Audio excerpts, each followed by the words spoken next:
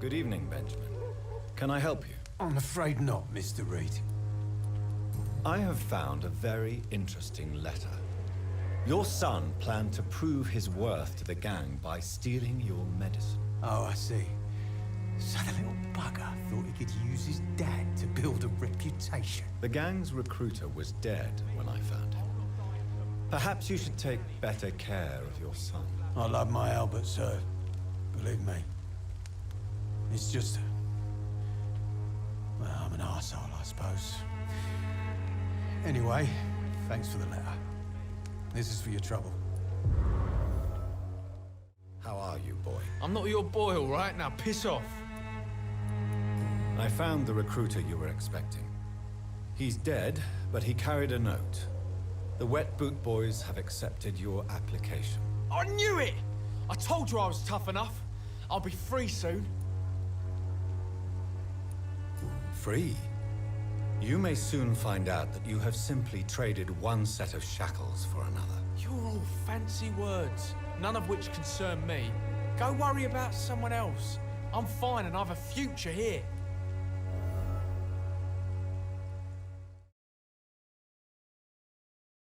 Buying something, sir? You never lose your focus, do you? As a merchant, you see Whitechapel every day.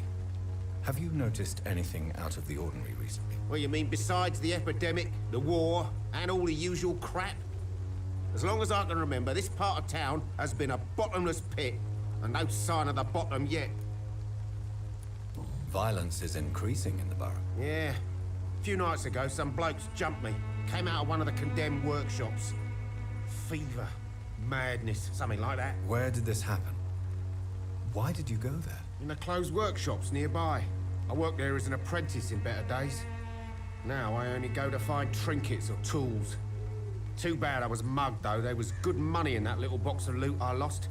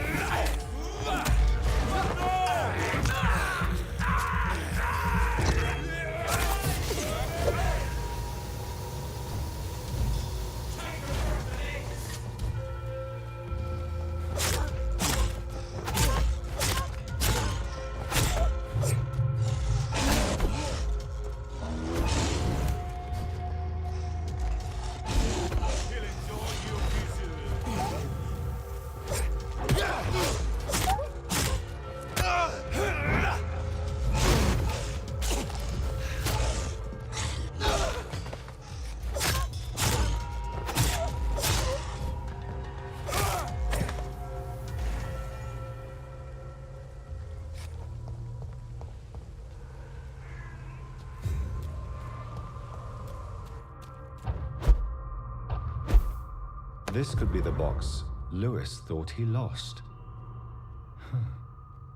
There's a letter inside.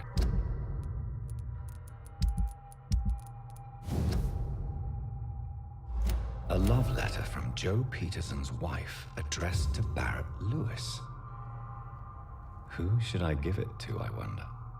Fancy buying something, sir? You never lose your focus, do you? I found this box in an abandoned building nearby. I believe it belongs to you. Let's have a look. Yeah, this is mine. So, you faced those loons that roam around there. Extraordinary. I suppose I was lucky. Luck is a commodity round here. Yours should be properly rewarded. About this package, it's not just tools and trinkets, is it? Don't want to be rude or anything after your kind gesture, but it's none of your business. You again? What do you want this time? I think the documents in this box could be of some interest to you. Really? Where'd you get it? I found it in an abandoned building nearby. I thought you might want to keep these letters. Let me see. Letters about my boy. Thank you, sir. You do not appear surprised or pained by this. Surprised about what? Harry's my son, I'm his father, and that's all there is to know, don't you think? Yes, I suppose you're right. Here's a little something for your trouble. And to remind you to keep your mouth shut about all this.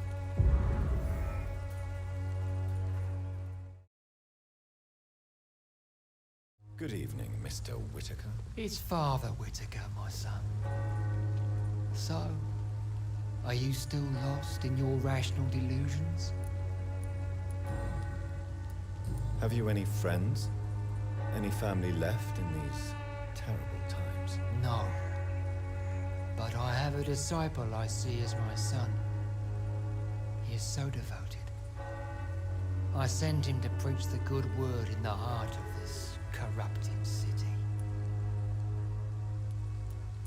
You sent him on some preaching crusade during the epidemic. As a true believer, Samuel will fear no evil while he walks through the valley of the shadow of death. Where did you send him? I sent Samuel to the Stonebridge Cemetery, where the pestilence and evil grows night after night.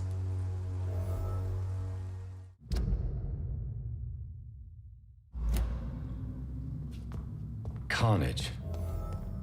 Is Father Whitaker's disciple among the bodies, I wonder? This man's far too old to be Samuel. No. By the look of his clothes, this man's a docker. Samuel isn't here. I had better follow the blood trail.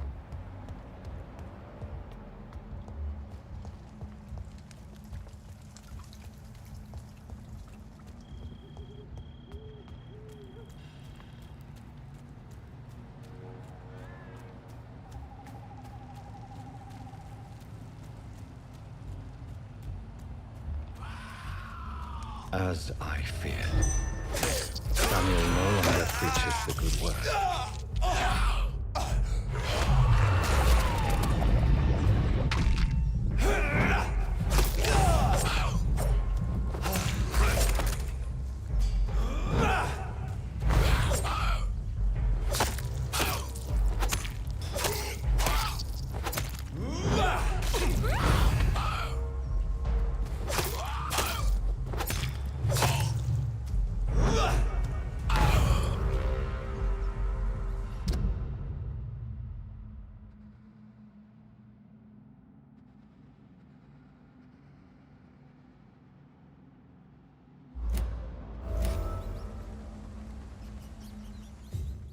Good evening, Mr. Whitaker.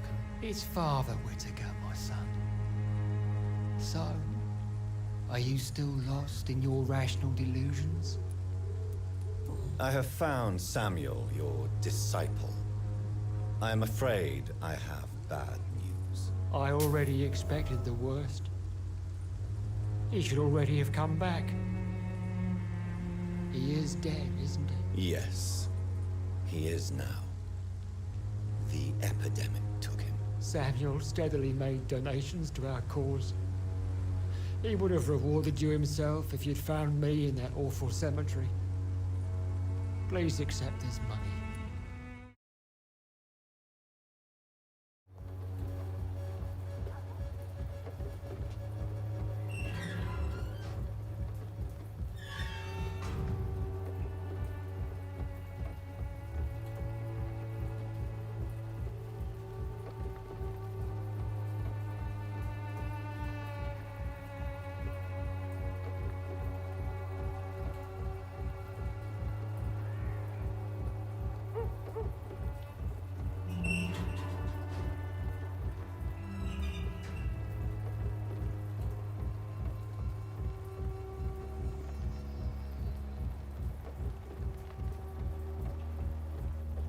You still want more from Christina? When we spent the night together, my wallet went missing. Are you calling me a thief? I don't have your stupid wallet. I know you. You're a nice girl. Can't we solve this amicably? No, I don't think so. And if you think you know me just because we share the bed together, you're just a lousy and arrogant journalist.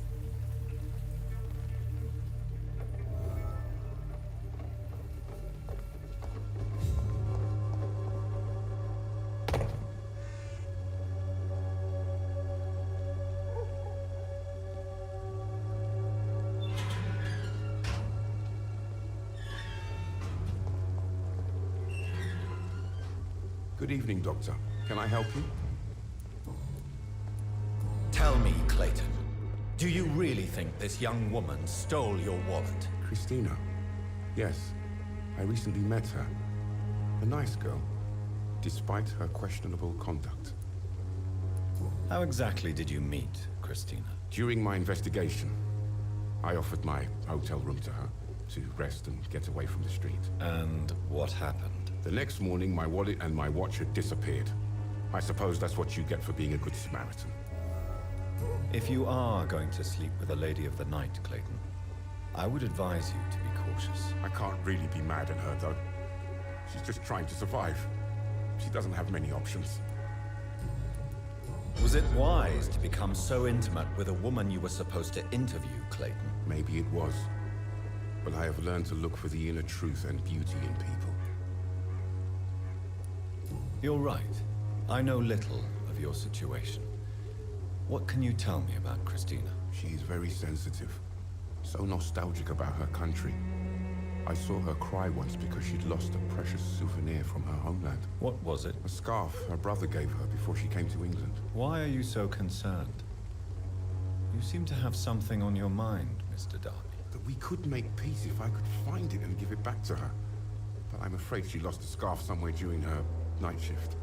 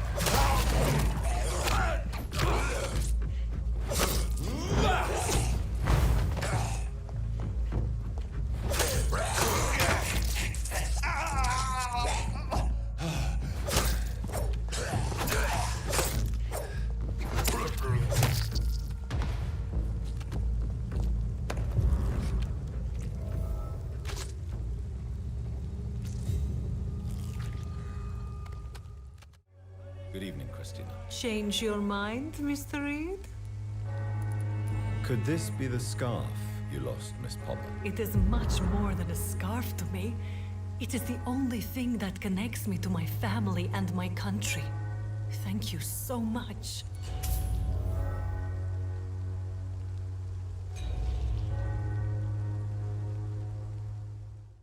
Good evening, Doctor. Can I help you? I found this scarf.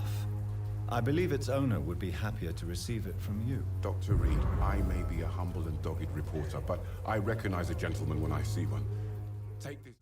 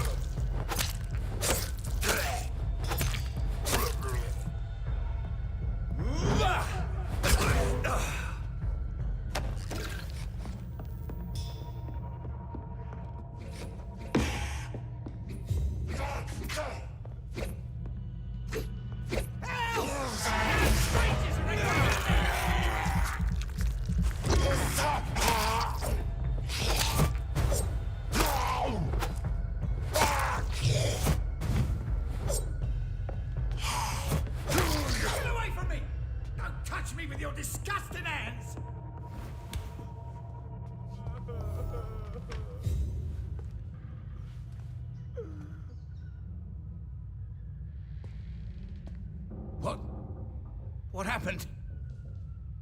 Who are you? It's all right, sir. You're safe now. Oh, a fellow Englishman. Thank you, sir. For a moment, I thought those bloody heathens had killed me. What are you doing here? This place is not safe. Yeah, it's a cesspool, but it's mine. I came to collect some overdue rent, but those who still live here have gone completely bonkers. You're very lucky to be alive. Yeah, filthy immigrants. Fucking savages, every one of them.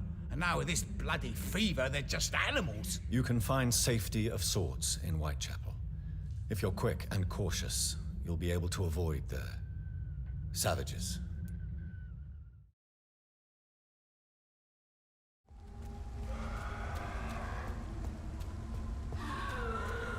Somebody help!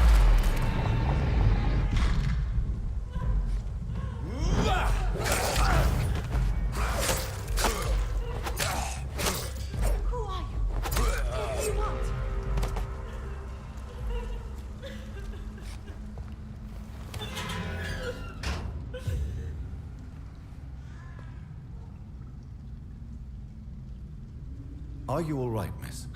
I don't know. Who were those people?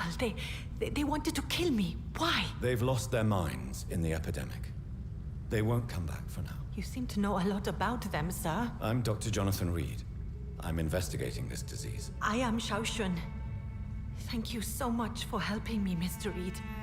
I must go to the cemetery now. Goodbye. The world has gone complete. Are you all right, Miss Shun? My name is Xiaoxun. This is the proper way to address someone in my country. I do apologize, Xiaoxun. Are you all right? Yes, I am. This is the only place where I can find some kind of serenity. Some way to remember my dear Matthew. You realize you can't stay here forever, don't you? Eventually, you'll have to leave the cemetery. Why? Why should I go? Since this is the only place I can find peace of mind. But you're not dead.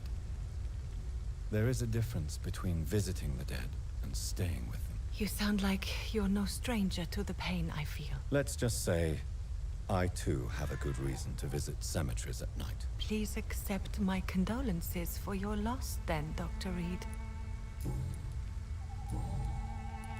Tell me how your husband died, Xiaoxun. Matthew died of the Spanish flu, like so many others. It's a mundane cause of death these days, but for me it meant the end of the world. At this time, there is so little medical science can do to defeat this terrible epidemic. I'm truly sorry. The worst thing is not his death, even if it tears me apart. The worst is not to have seen it coming, to have lost him so quickly, even before realizing it. Did he hide his condition from you? Matthew was a smiling type, a happy sort. Everything that I am not. Did he laugh at his death to come, or did he not realize what was going to happen? I'll never know. The Spanish flu may be the worst disease mankind has ever faced. Why are you blaming yourself? You don't understand. I didn't know he was so sick. I didn't realize the gravity of his situation until it was too late. As harsh as this sounds, we are all equally vulnerable to this awful disease. It can take the strongest man in just a couple of days. I never said goodbye to Matthew. We never realized how bad it was. We laughed about it even. He always made me laugh. Now I don't have enough tears to shed. Are you on your own?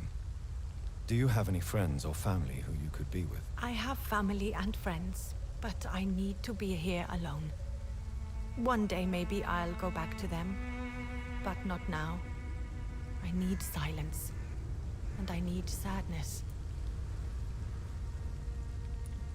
I've seen many deaths in my life, and we all grieve in our own way. Some stay silent, or need to shout. Others need company, and some just can't stand it. Thank you for your sincere words, Dr. Reed. I sense you trying to help me, even if I don't quite understand why.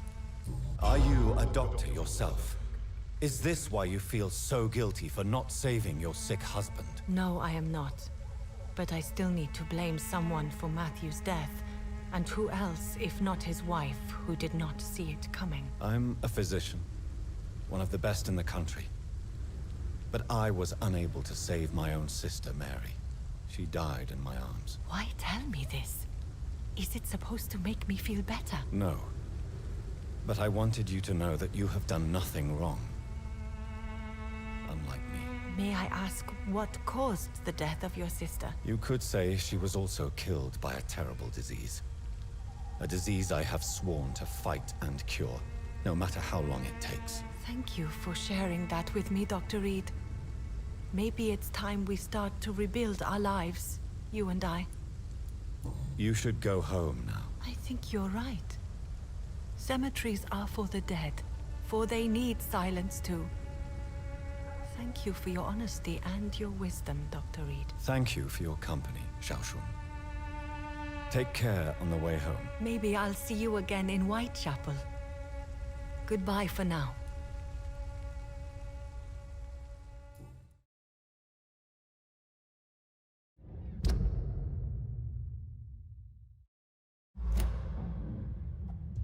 This is Braille. I need someone who can read this. To every night in the darkness.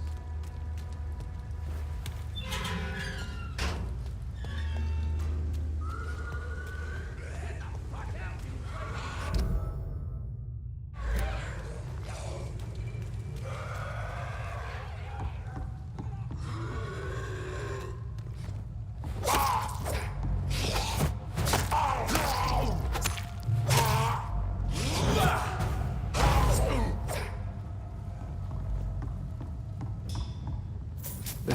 Braille. I need someone who can read this.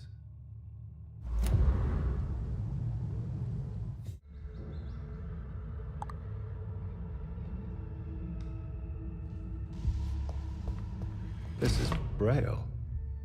I need someone who can read this.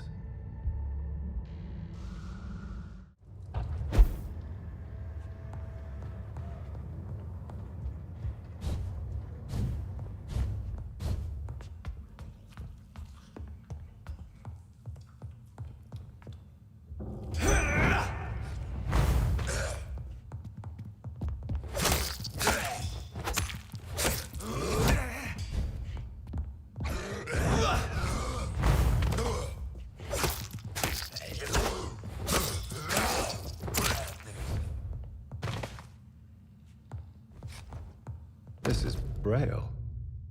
I need someone who can read this.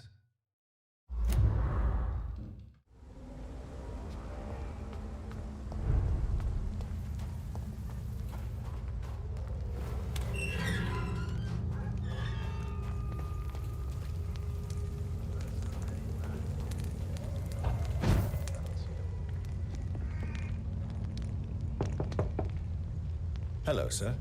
Sorry to disturb you at this hour. I'm a doctor inquiring about the epidemic. May I come in? A doctor, you say? No, thank you.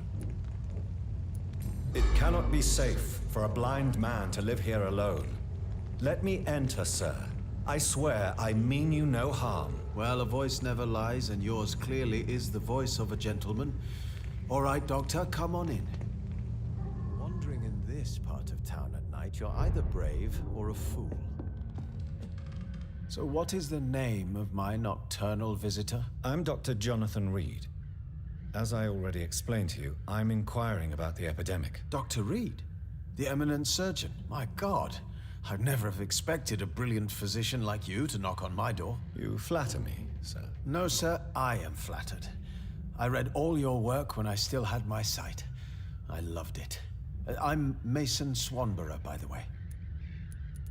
Do you know Braille, Mr. Swanborough? I'm no expert, but I learned it in my spare time, yes. Why? I found a strange document entitled Cure for Blindness. It's written in Braille, so I thought perhaps it was yours. Really? Is that some kind of sick joke? Let me see. Here it is. This letter seems authentic. And it actually refers to an experimental cure for blindness. You have piqued my interest, Dr. Reed. Could it be of any use to you? No. This page is just a part of a larger diary. I'd be glad if you could find the other pages. I found another page of the diary, Mr. Swanborough. This diary is still not complete. The man who wrote it claims he is a member of some scholarly brotherhood called the St. Paul's Stole. Really? I've heard of them. Very capable scientists. Perhaps the man who wrote this really found a cure. I would need more pages to figure it out, but it's as promising as it is intriguing. Here is another page of the diary we were talking about. Ah, now we're talking. Ingredients, dosages, dangers, and side effects. This is it. Is the diary complete now? No. The author tested his work in a hidden laboratory. We must find out where it was. Please, find me more pages, Doctor. Here is another page of the formula for the cure for blindness. Give it to me? Yes. Brilliant. I'm going to give you the location and the code you will need to find the cure, but you have to listen to me first. Why? What is it? If you find the proof that this treatment for blindness is real, I want to try it. Do you understand? No matter the risks. Risks? What have you read in these pages that you're not telling me? You already know what you need to know. I trust you, Dr. Reed. We share the same passion for science.